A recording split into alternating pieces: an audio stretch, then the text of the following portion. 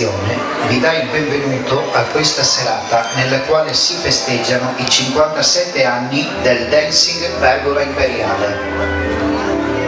L'avventura è cominciata negli anni 60 con il titolare Cappellotto Carlo e Anna, seguiti dalle nuove generazioni dei figli Katuscia, Massimo e la nipote Rossella. Ringraziamo tutti voi ballerini e amici che avete permesso questo lungo traguardo.